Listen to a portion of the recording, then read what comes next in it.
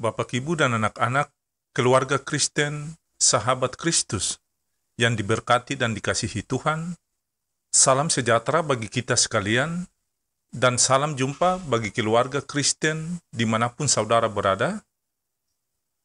Damai sejahtera Kristus memerintah dalam hati dan kehidupan keluarga Kristen yang terkasih. Sebelum kita membaca firman Tuhan dan mendengar santapan harian keluarga di hari ini, mari kita berdoa meminta tuntunan Roh Kudus agar kita dapat memahami dengan sungguh-sungguh kebenaran firman Tuhan. Mari kita berdoa. Ya Tuhan Yesus, firman yang hidup, kuduskan dan layakanlah kami menerima sabda-Mu. Kami mohon, bantulah kami membuka hati, sehingga sabda firman Tuhan yang akan kami dengar dapat kami hayati dan imani, sehingga menjadi pelaku firman yang taat dan setia kepadamu. Amin. Bapak, Ibu, dan anak-anak, keluarga Kristen, sahabat Kristus yang terkasih, bacaan firman Tuhan di hari ini terambil dari Kejadian pasal 12, ayat 10 sampai ayat yang ke-20. Demikian bunyi firman Tuhan. Ketika kelaparan timbul di negeri itu, pergilah Abram ke Mesir untuk tinggal di situ sebagai orang asing, sebab hebat kelaparan di negeri itu. Pada waktu ia masuk ke Mesir, berkatalah ia kepada Sarai istrinya, "Memang aku tahu bahwa engkau adalah seorang perempuan yang cantik parasnya. Apabila orang Mesir melihat engkau, mereka akan berkata, 'Itu istrinya.' Jadi mereka akan membunuh aku dan membiarkan engkau hidup. Katakanlah bahwa engkau adikku, supaya aku diperlakukan mereka dengan baik karena engkau, dan aku dibiarkan hidup oleh sebab engkau." Sesudah Abram masuk ke Mesir, orang Mesir itu melihat bahwa perempuan itu sangat cantik, dan ketika punggawa-punggawa Firaun melihat Sarai, mereka memuji-mujinya di hadapan Firaun, sehingga perempuan itu dibawa ke istananya. Firaun menyambut Abram dengan baik-baik karena ia mengingini perempuan itu.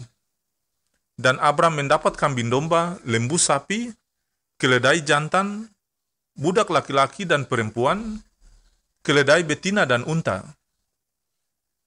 Tetapi Tuhan melimpahkan tulah yang hebat kepada Firaun, demikian juga kepada seisi istananya, karena Sarai, istri Abram itu.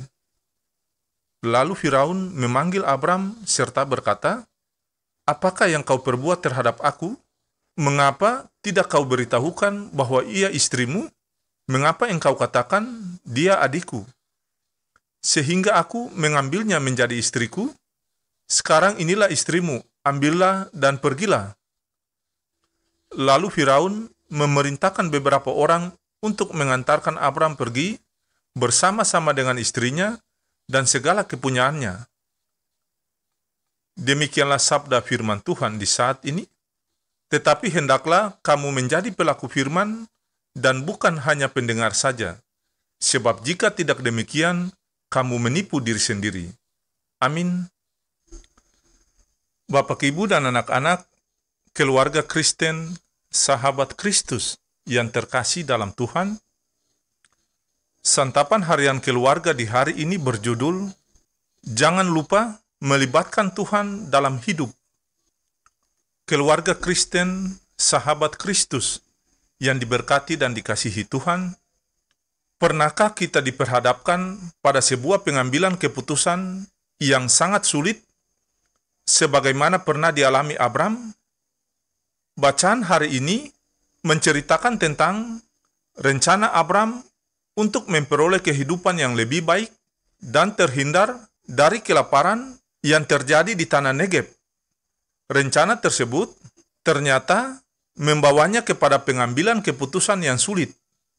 Keputusan untuk menjadikan istrinya berpura-pura sebagai adik tentulah tidak mudah bagi Abram.